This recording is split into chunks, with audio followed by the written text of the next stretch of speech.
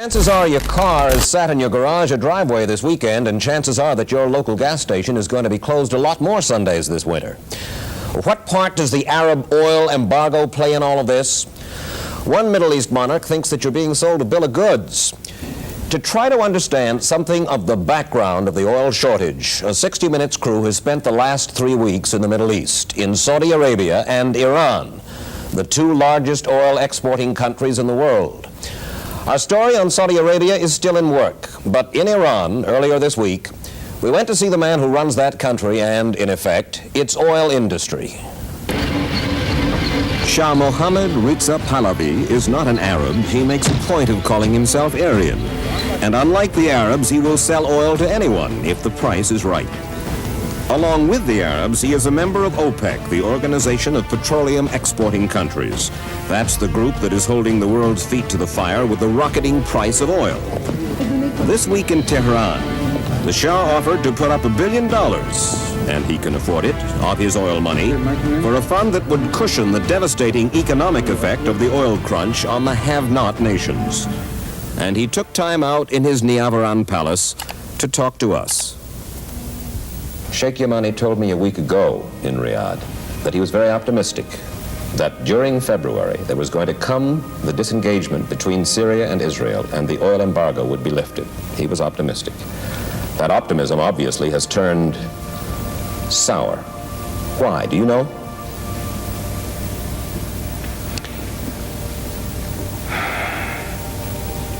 Well, there might be many reasons. One is that I don't know why you attach so much importance to this embargo on the United States, really. Why should you care about that? You are not short of oil. Have you seen the lines of cars stretching for blocks, in some cases for miles, waiting to get gas? I have seen the pictures. And you cannot But you have imported more oil than any time in the past. Well, not recently, we haven't. You have? You mean we are still importing more oil than we were, let's say, in September? You believe that? I can't say for sure.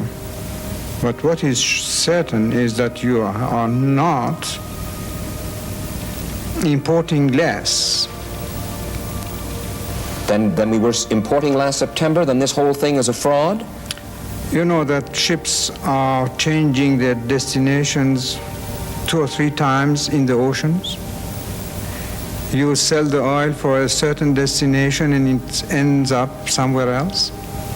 What you seem to be saying is that there is some fraud involved, that there is something going on that doesn't meet the eye. Oh, something is going on for sure. And who is being enriched by it? The oil companies. The oil companies. You know that one oil company has made 67% interest this year and another one even more? Well, the president of Aramco acknowledges. Yes? Not the president, the chairman of the board of Aramco acknowledged to us that their profits, the parent company, will go up by 400% yes. next year, just as Iran's profits will go up by 400%. Yes, but this is our wealth, our natural wealth. For them, it's only a question of manipulation. As you know, I have been across the Gulf that you call Persian and they call Arabian. Why do you call it Gulf? You have been to school, or haven't you? Yes.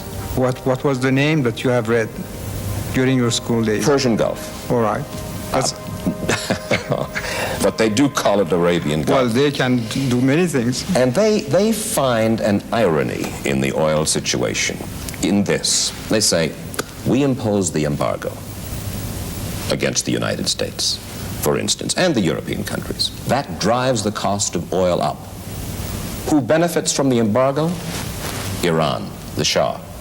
Shah, who is the friend of Israel, benefits from the high price of oil caused by our embargo. Yeah, but only enemies of Iran could have told you that.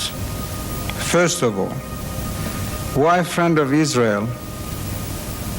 Why? In what sense? Or economic cooperation. How much? I don't know the extent of it. It doesn't come even to $2 or $3 million a year. Intelligence cooperation. That's You can get that kind of intelligence even in reading American newspapers. It is common knowledge that they trained or helped to train your secret police, the Savak. You do have a relationship with the Israelis, there's no doubt. Yes, that's ridiculous, but we have the same relationship with all the friendly Arab countries that we train also in this country. This means nothing. The industrial nations, among them, of course, the United States, feel that you, sir, have pushed too far, too fast, and that you can trigger worldwide depression by doing it. Henry Kissinger says so. Sheikh Yamani, the oil minister of Saudi Arabia, says so. That suits them. I'm not talking about Yamani because I don't like to enter into that subject. But the others, it suits them to say that. Why? Because the price that we have set for oil was one of the lowest among the prices which were studied and suggested to the OPEC organization by all the experts. You say you don't want to talk about Saudi Arabia and Sheikh Yamani. Well, nonetheless, Saudi Arabia, #1 oil producer, has certainly as great a stake as you do. And yet he says, it's going to trigger depression, it's going to trigger trouble. He has been told to say that. I'm sorry to say this. By? I'm not going to mention any names. Well, by President Nixon? I'm not going to mention any names. Ask the other member of the OPEC, all those experts in the OPEC, what they think. But what kind of pressure can somebody put upon Sheikh Yamani to say it, unless his own king says say it? You just go and ask those people. Is it going to go down? Is it going to go up? Is it going to stay the same? The cost of oil... It's going to go certainly up because, unfortunately, your inflation is going to go up. Is it going to go up on April 1st when...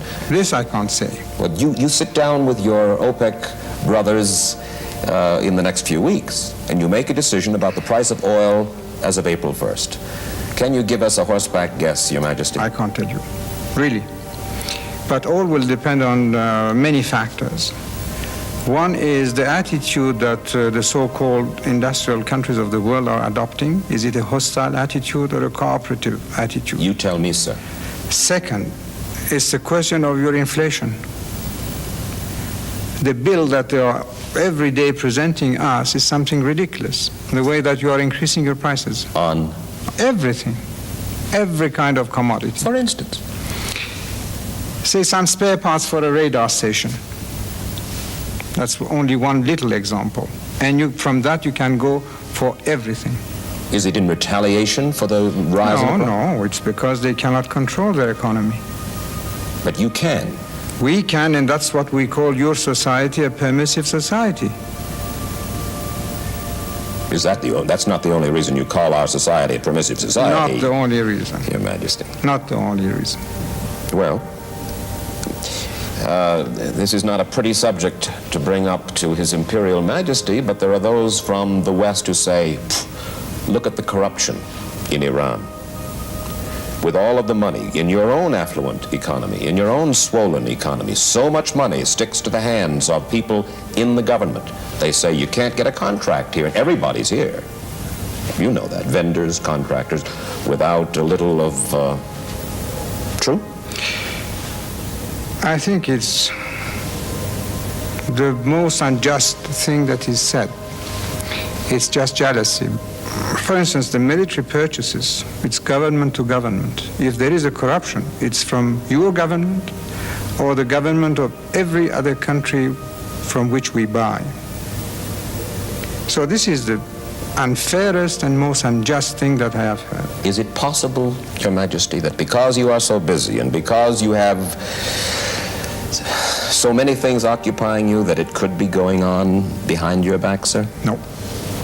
It's impossible because I have at least 5 inspectorate organizations. One, sooner or later, they will be caught. And let me say this. First of all, I think this is a cheap accusation. Second, it is less than anything that you have in your so-called permissive society. You mean you think there is more corruption in the United States than in...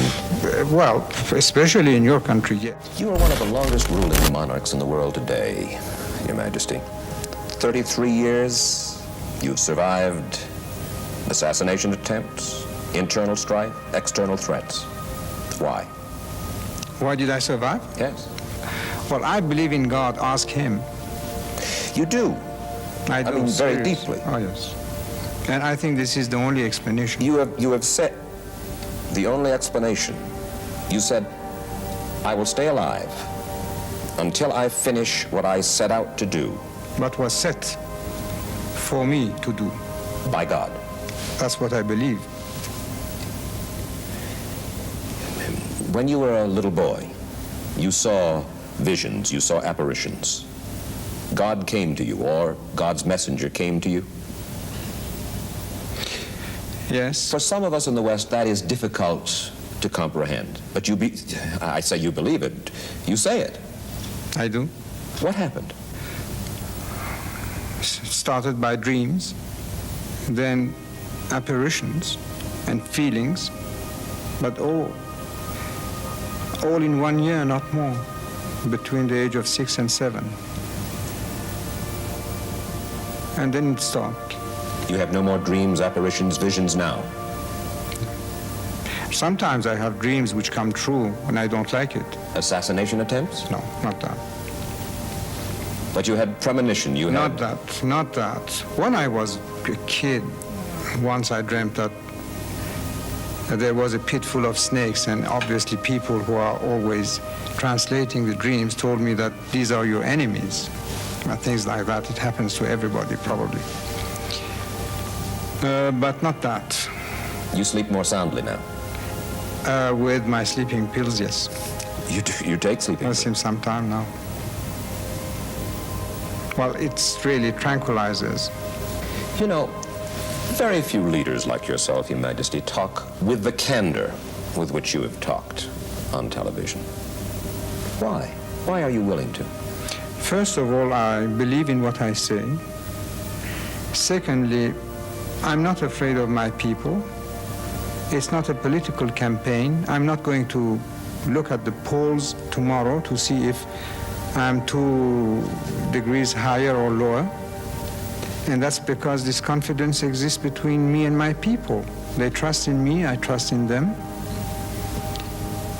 I believe that I know the job. So I'm not trembling in thinking or saying what I say, because I know that tomorrow I won't have to go to the polls.